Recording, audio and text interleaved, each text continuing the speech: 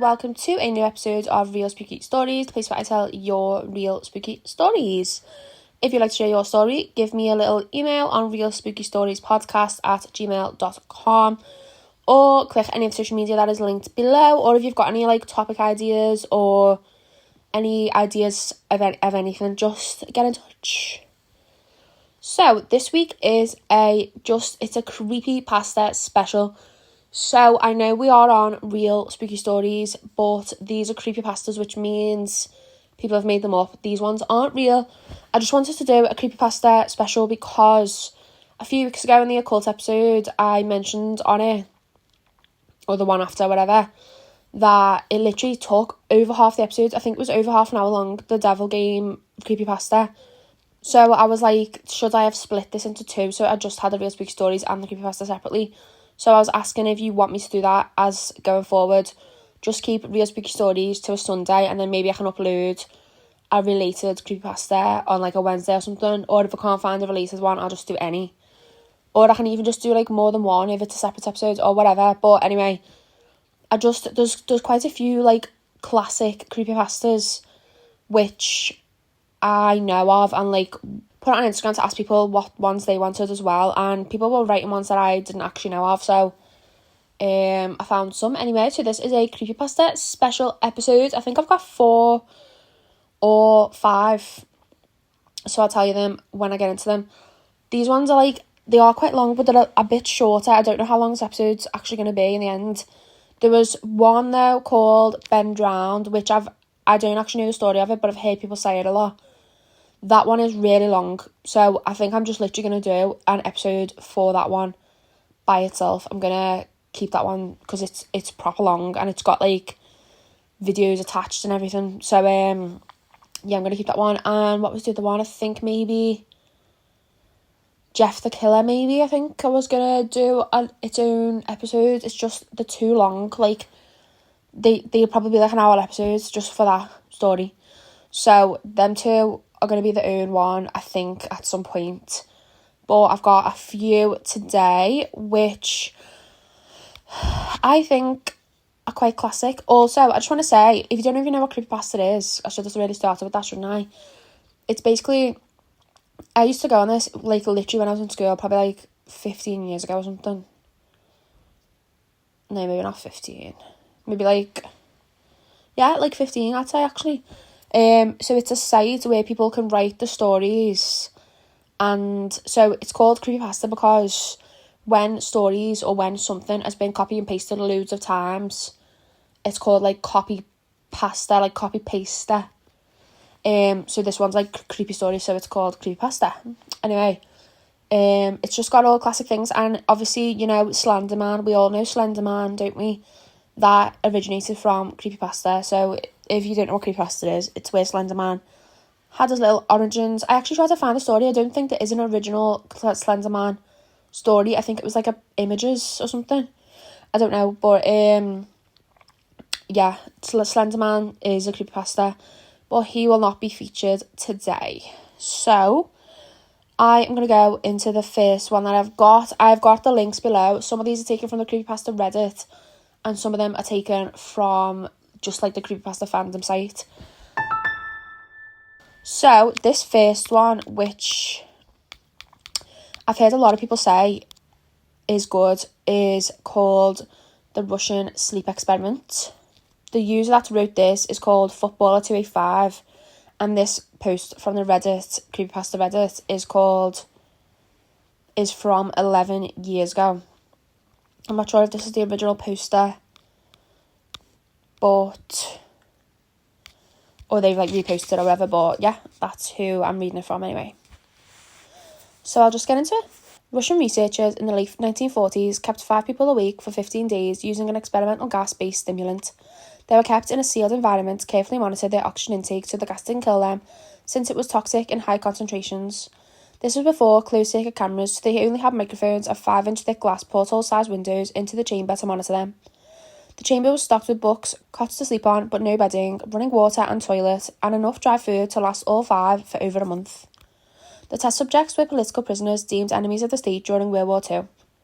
Everything was fine for the first 5 days. The subjects hardly complained, having been promised, falsely, that they would be freed if they submitted to their test and did not sleep for 30 days.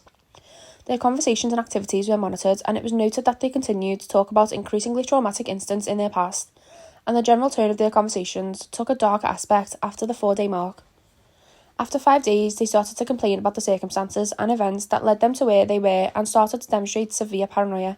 They stopped talking to each other and began alternately whispering to the microphones and one-way mirror portals. Oddly, they all seemed to think they could win the trust of the experimenters by turning over their comrades, the other subjects in captivity with them. At first, the researchers suspected this was an effect of the gas itself. After 9 days, the first of them started screaming. He ran the length of the chamber repeatedly, yelling at the top of his lungs for 3 hours straight. He continued attempting to scream, but he was only able to produce occasional squeaks. The researchers postulated that he had physically torn his vocal cords. The most surprising things about the behaviour is how the other captives reacted to it, or rather, didn't react to it. They continued whispering to the microphones until the second of the captives started to scream. The 2 non-screaming captives took the books apart, smeared page after page with their own feces, and pasted them calmly over the glass portals. The screaming promptly stopped. So did the whispering to the microphones. After 3 more days passed, the researchers checked the microphones hourly to make sure they were working, since they thought it was impossible that no sound could be coming with 5 people inside. The oxygen consumption in the chamber indicated that all 5 must still be alive. In fact, it was the amount of oxygen 5 people would consume at a very heavy level of strenuous exercise. On the morning of the 14th day, the researchers did something they said they would not do to get a reaction from the captives. They used the intercom inside the chamber, hoping to provoke any response from the captives they were afraid were either dead or vegetables. They announced, "We are opening the chamber to test the microphones. Step away from the doors and lie flat on the floor or you'll be shot. Compliance will earn one of you your immediate freedom." To their surprise, they heard a single phrase in a calm voice response: "We no longer want to be freed." Debate broke out among the researchers and the military forces funding the research. Unable to provoke any more response using the intercom, it was finally decided to open the chamber at midnight on the 15th day. The chamber was flushed of the stimulant gas and filled with fresh air, and immediately voices from the microphones began to object. 3 different voices began begging, as if pleading for the life of loved ones, to turn the gas back on. The chamber was opened and the soldiers sent in to retrieve the test subjects. They began to scream louder than ever, and so did the soldiers when they saw what was inside. 4 of the 5 subjects were still alive, although no one could rightly call the state that any of them were in life. The food rations past day 5 had not been so much as touched. There were chunks of meat from the dead test subjects' thighs and chests stuffed into the drain in the centre of the chamber, blocking the drain and allowing 4 inches of water to accumulate on the floor. Precisely how much of the water on the floor was actually blood was never determined. All 4 surviving test subjects also had large portions of muscle and skin torn away from their bodies. The destruction of flesh and exposed bone on their fingertips had indicated that the wounds were inflicted by hand, not with teeth as the researchers initially thought. Closer examination of the position and angles of the wounds indicated that most of it, if not all of them, were self-inflicted. The abdominal organs below the ribcage of all 4 test subjects had been removed. While the heart, lungs and diaphragm remained in place, the skin and most of the muscles attached to the ribs had been ripped off, exposing the lungs through the ribcage. All the blood vessels and organs remained intact. They had just been taken out and laid on the floor, fanning out around the eviscerated but still living bodies of the subjects. The digestive tract of all 4 could be seen to be working, digesting food. It quickly became apparent that what they were digesting was their own flesh that they had ripped off and eaten over the course of days. Most of the soldiers were Russian special operatives at the facility, but still many refused to return to the chamber to remove the test subjects. They continued to scream and be left in the chamber, and alternately begged and demanded that the gas be turned back on, lest they fall asleep. To everyone's surprise, the test subjects put up a fierce fight in the process of being removed from the chamber.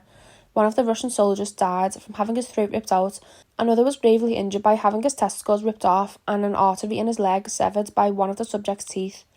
Another 5 of the soldiers lost their lives, if you count ones that committed suicide in the weeks following the incident. In the struggle, one of the 4 living subjects had his spleen ruptured and he bled out almost immediately. The medical researchers attempted to sedate him, but this proved impossible.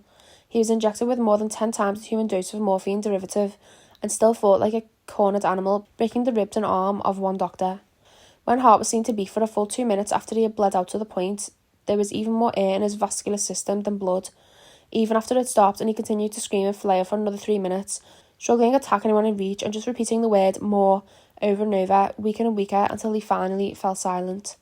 The surviving 3 test subjects were heavily restrained and moved to a medical facility, the 2 with intact vocal cords continuously begging for the gas, demanding to be kept awake. The most injured of the 3 was taken to the only surgical operating room that the facility had.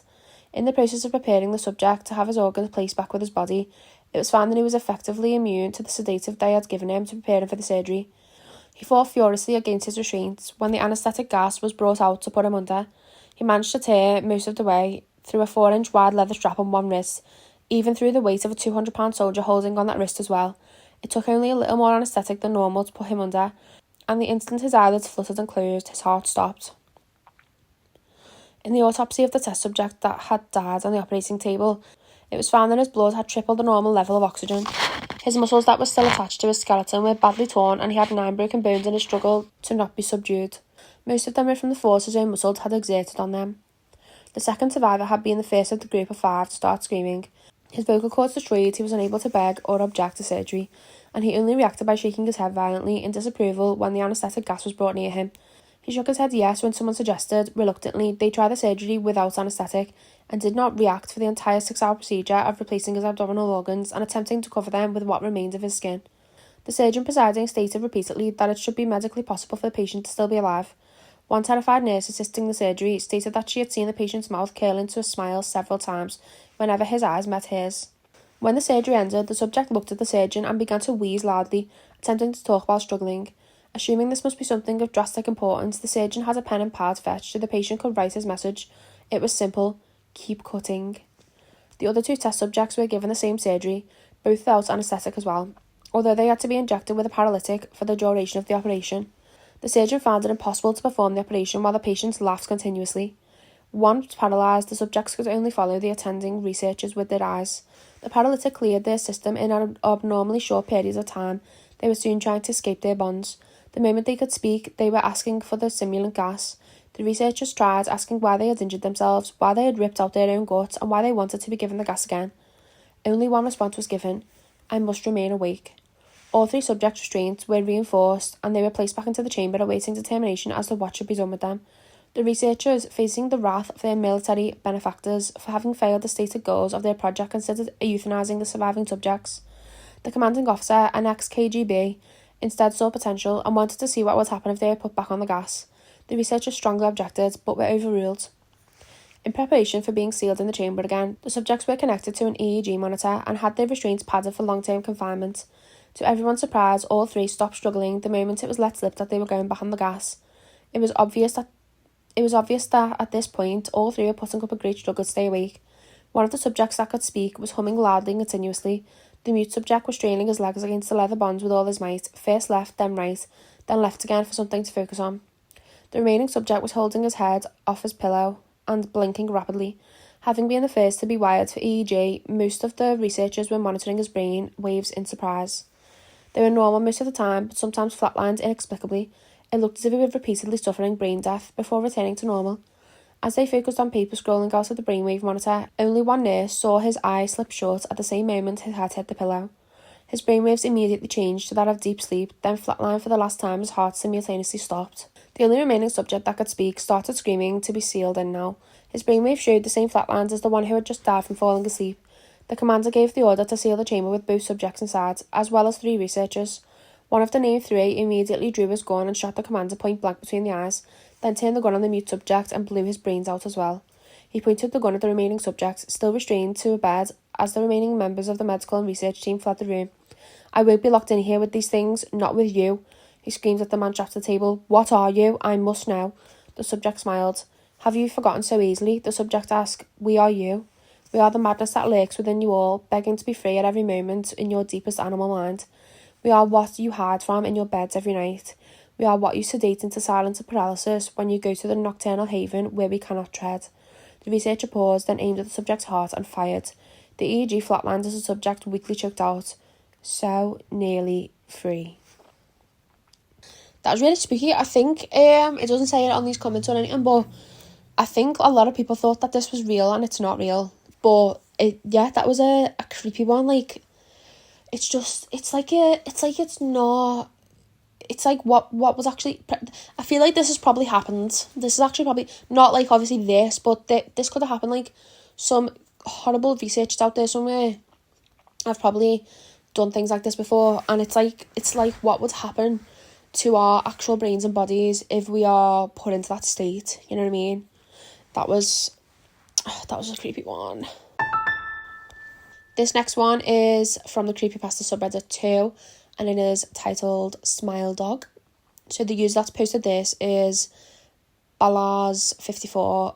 Don't know if that's the original poster or not, but this one's a good one. I remember, so when I used to look at them in school, I remember the picture of this coming up, and it's a picture, like, you'll get to it by the end.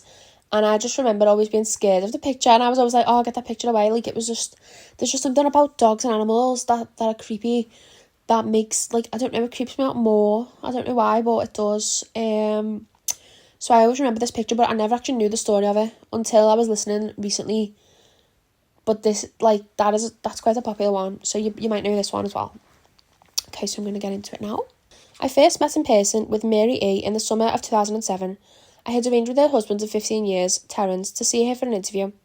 Mary had initially agreed, since I was not a newsman, but rather an amateur writer, gathering information for a few early college assignments and, if all went according to plan, some pieces of fiction. We scheduled the interview for a particular weekend when I was in Chicago on unrelated business, but at the last moment, Mary changed her mind and locked herself in the couple's bedroom, refusing to meet with me. For half an hour I sat with Terence as we cramped outside the bedroom door. I listening and taking notes while he attempted fruitlessly to calm his wife. The things Mary said made little sense but fit with the pattern I was expecting.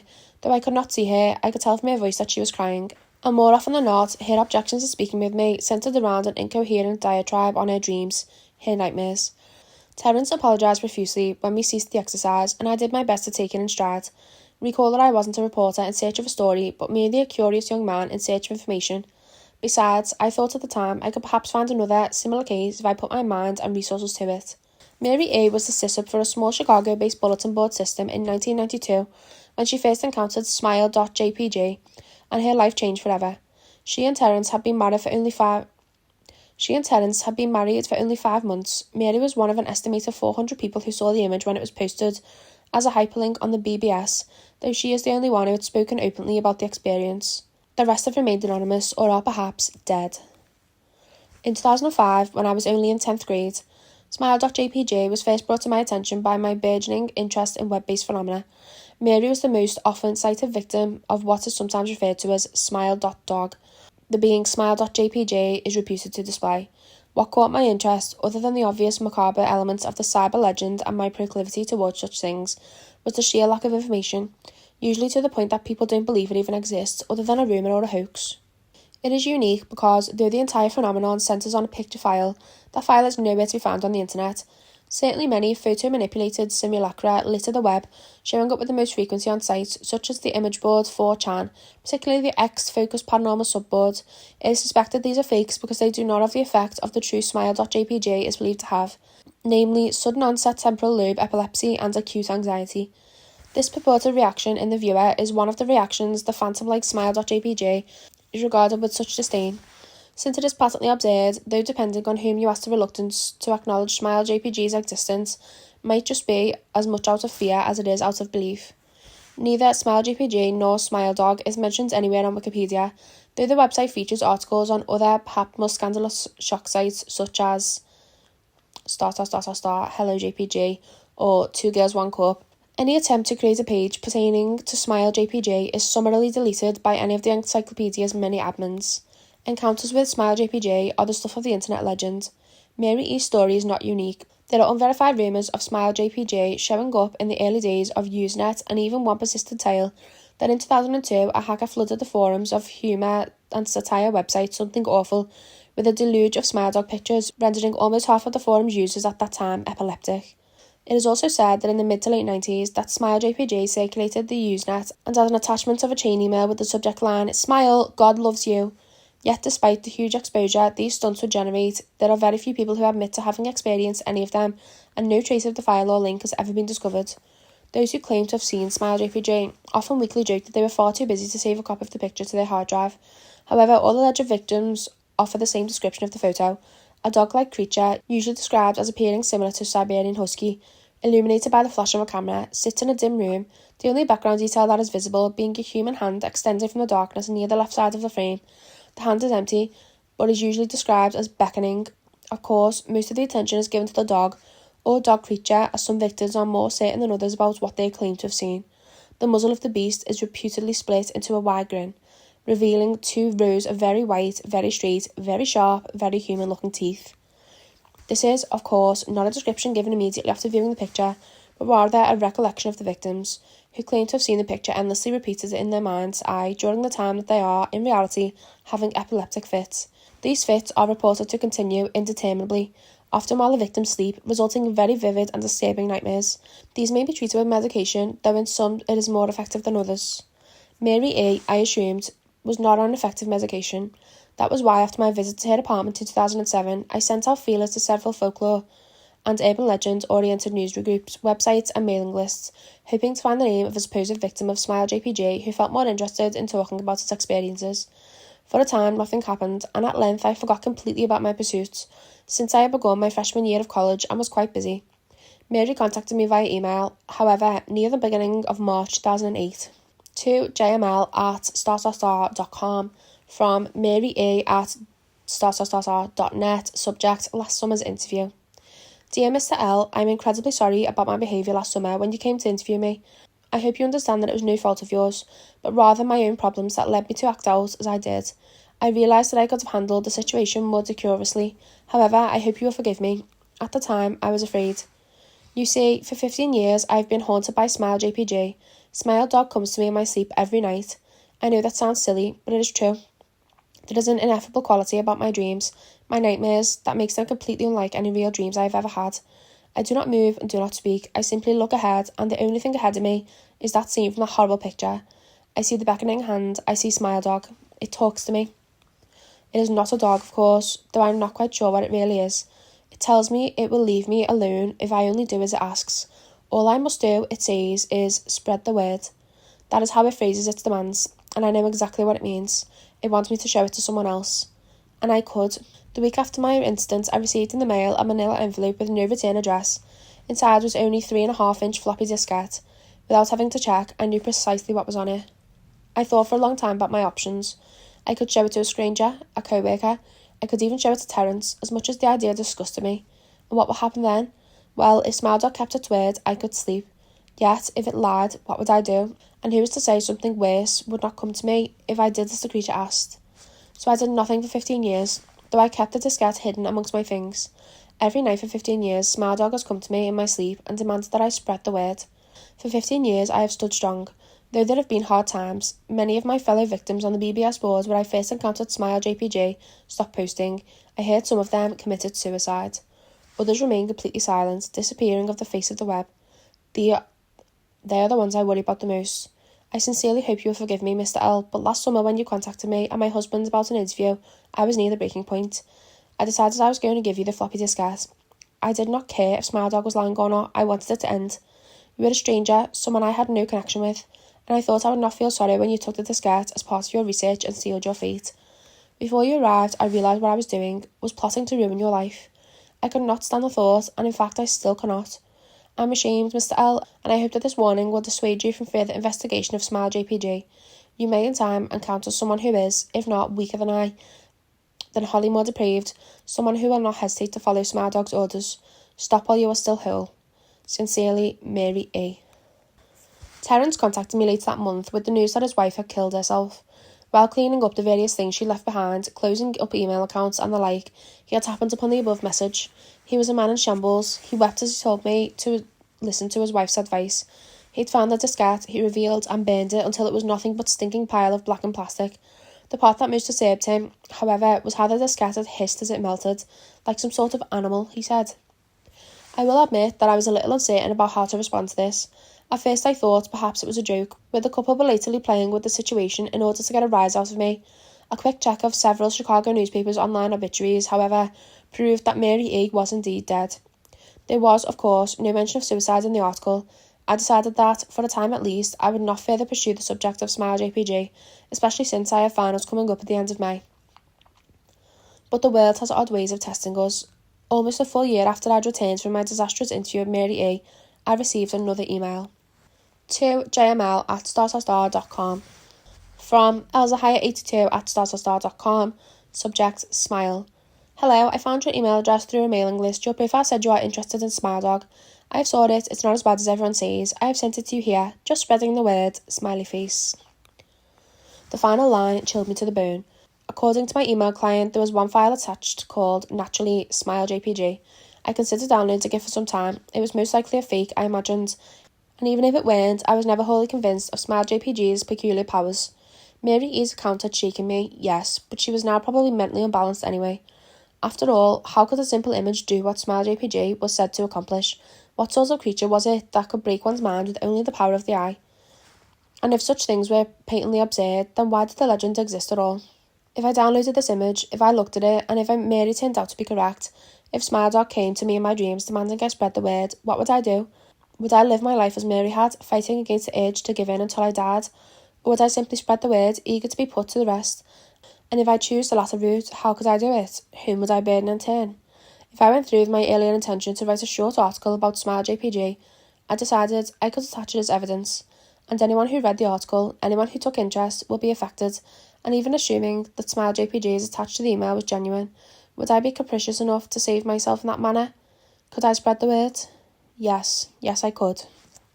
Ooh, so that was the end of that one. It actually hasn't got the image attached, but it's good because it's like he's writing this article to you, isn't it? Like, it's like he's luring us in and we want to see the image now, and then it's going to happen to us, and then we're going to have to, like, do it, send it on to someone else. Ooh, that was good. I like that one. This next one is someone that when I asked on Instagram, somebody put this. I've never even heard this one. It's called Eyeless Jack. It's only short. I haven't heard this one before though, so it's only a little one, but it seems spooky as usual. This is also taken from the Creepypasta subreddit. It is by the user LixinYT. It is titled OG Eyeless Jack Story for Nostalgia. So I think it's been posted before by other people, but this is like just them posting it again. Hello, my name is Mitch. I'm here to tell you guys about an experience I had. I don't know if it was paranormal or whatever stupid words people use to describe supernatural phenomena, but after that thing visited me, I believed in that paranormal trash now. A week after I moved in with my brother, Edwin, after my house was foreclosed, I finished unpacking. Edwin liked the idea of me moving in, since we had not seen each other for 10 years, so I was excited too. I soon fell asleep after I moved in. After that first week, I heard rustling noises coming from outside at about 1 a.m. I thought it was a raccoon, so I ignored it and tried to fall asleep. The next morning, I told Edwin about it, and he agreed. The next night, however, I thought I heard my window opening and a loud thump, as if something entered my room. I darted up and looked around my room, but I saw nothing. The next morning, Edwin dropped his coffee cup when he saw me. He held up a nearby mirror and I saw myself. I had a large gash in my left cheek. After I was rushed to the hospital, my doctor told me that I must have been sleepwalking, but then he showed me something that made my blood turn cold. He lifted up my shirt to reveal a sewn-up incision where my kidneys were. I stared into his eyes, mine widening. You somehow lost your left kidney last night, my doctor told me. We don't know how, though. Sorry, Mitch. Sorry, how, that doctor's so nonchalant, you know what I mean? What doctor would be like, you must have lost your kidney last night. Oh, well, you would be like, what the hell happened to you last night? How do you not remember this? Calling the police and everything. It's a bit, you wouldn't just be that chill. And if my doctor was that chill, I'd be like, something's going on here. You know what I mean? This is something else.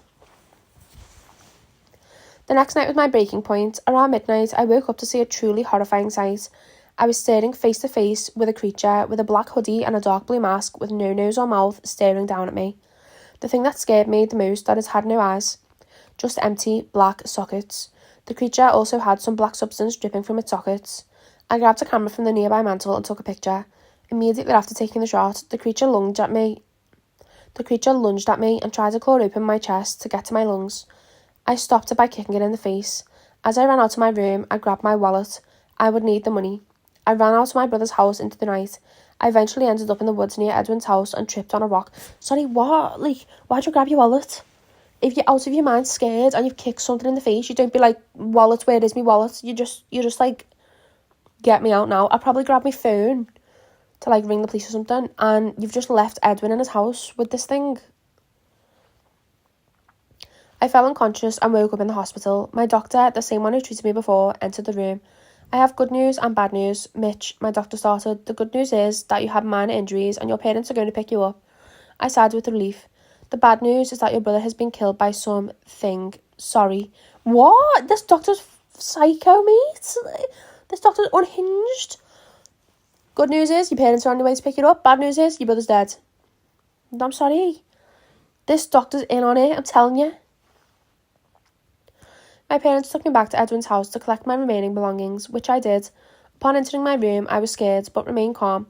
I grabbed my camera and then stopped dead in my tracks. In the hallway leading to my room, I saw Edwin's body and something small lying next to it.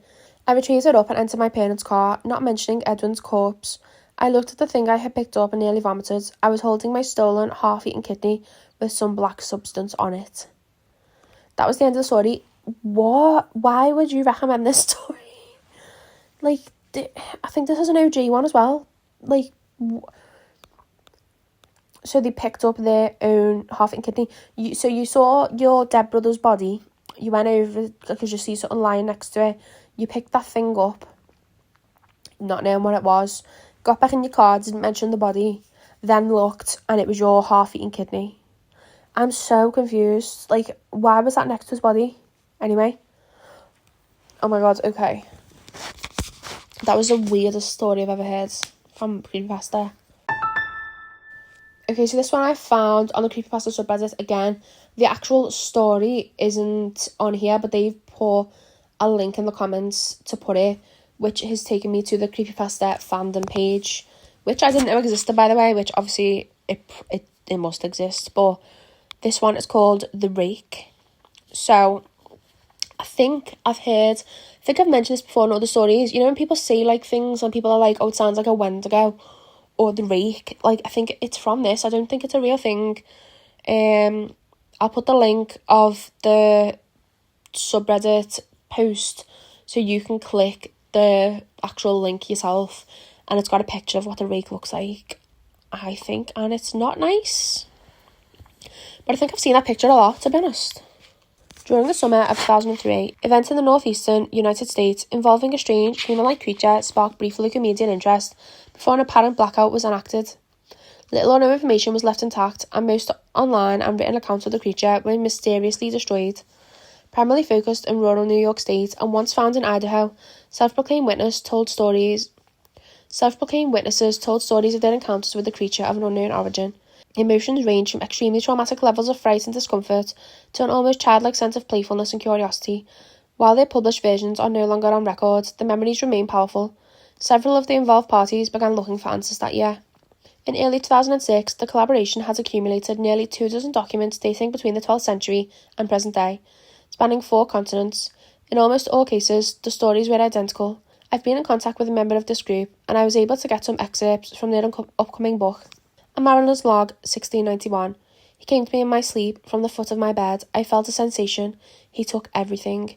We must return to England. We shall not come here again at the request of the Rake. A journal entry, translated from Spanish, 1880. I have experienced the greatest terror. I have experienced the greatest terror. I have experienced the greatest terror. I see his eyes when I close mine. They are hollow, black. They saw me and pierced me. His wet hand. I will not sleep. His voice, unintelligible text. A suicide note, 1964.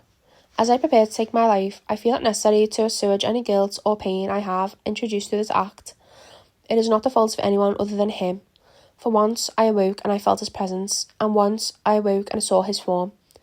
Once again I awoke and heard his voice, and looked into his eyes. I cannot sleep without fear of what I might next awake to experience. I cannot ever wake. Goodbye. Found in the same wooden box were 2 empty envelopes addressed to William and Rose, and 1 loose personal letter with no envelope. Dearest Linny, I have prayed for you. He has spoken your name. From a witness, 2006. 3 years ago, I just returned from a trip to Niagara Falls with my family for the 4th of July. We were all very exhausted after a long day of driving, so my husband and I put the kids straight to bed and called it a night. At about 4 a.m, I woke up thinking my husband had gotten up to use the restroom. I used the moment to steal back the sheets, only to wake him in the process. I apologised and told him I thought he was out of the bed. When he turned to face me, he gasped and pulled his feet up from the end of the bed so quickly his knee almost knocked me out of the bed. He then grabbed me and said nothing. After adjusting to the dark for half a second, I was able to see just what caused the strange reaction. At the foot of the bed, sitting and facing away from us, was what appeared to be a naked man, or a large hairless dog of some sort. Its body position was disturbing and unnatural, as if it had been hit by a car or something. For some reason, I was not instantly frightened by it, but more concerned as to its condition. At this point, I was somewhat under the assumption that we were supposed to help him. My husband was peering over, his arm and knee tucked into the fetal position, occasionally glancing at me before returning to the creature. In a flurry of motion, it scrambled around the sides of the bed, then crawled quickly into a flailing sort of way right along the covers until it was less than a foot from my husband's face. It was completely silent for about 30 seconds, probably closer to 5, but it seemed like a while. Just looking at my husband. It then placed its hand on his knee and ran into the hallway, leading to the kids' rooms. I screamed and ran for the light switch, planning to stop this thing before it hurt my children. When I got to the hallway, the light from the bedroom was enough to see it crouching or hunched over about 20 feet away. It turned around and looked directly at me, covered in blood. I flipped a switch on the wall and saw my daughter, Clara. The creature ran down the stairs and my husband and I rushed to help our daughter. She was very badly injured and spoke only once more in her short life. She said, "He is the Rake." My husband drove his car into a lake that night while rushing our daughter to the hospital. They did not survive.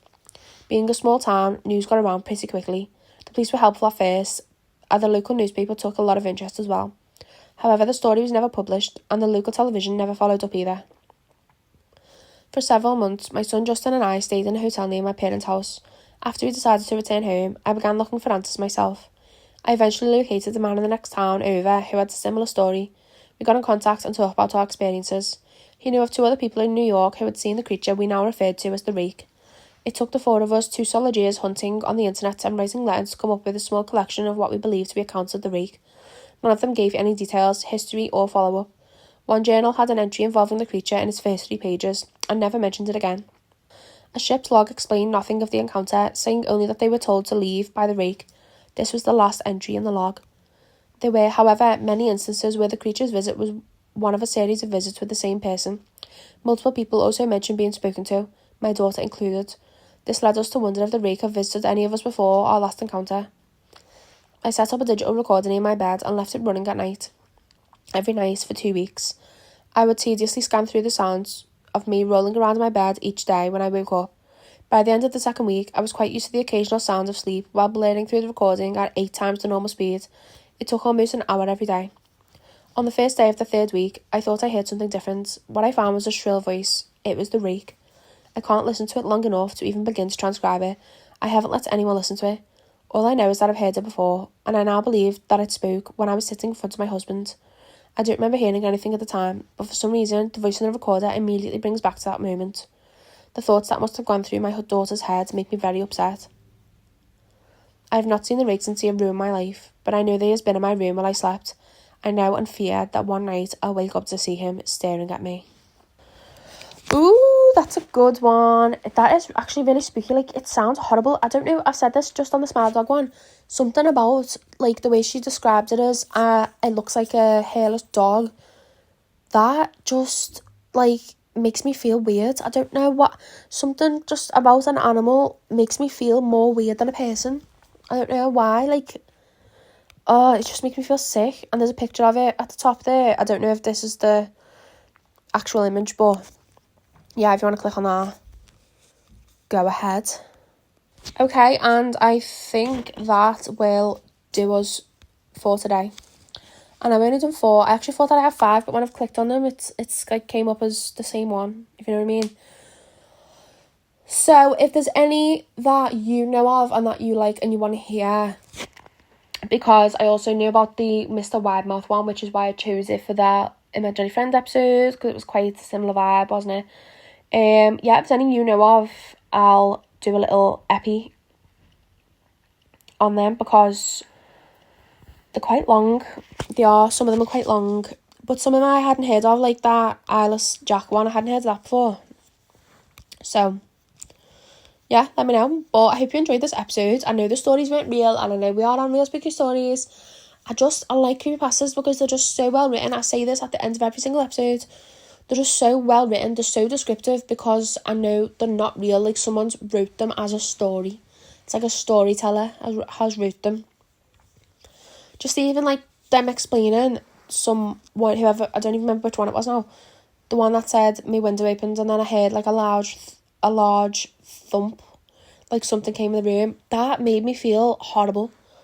And like I feel like real people's stories, I know that they're real and they're more scary in a way, but they don't make me feel like that, if you know what I mean. But I hope you enjoyed this episode. I know I enjoyed it. I'll probably do another one of these again at some point. But yeah, I hope you enjoyed it. Stick around if you like these and give us a little follow and listen. We have new episodes every single Sunday at 12 p.m. Thank you so much for listening, and I'll see you next week at 12 p.m. Goodbye.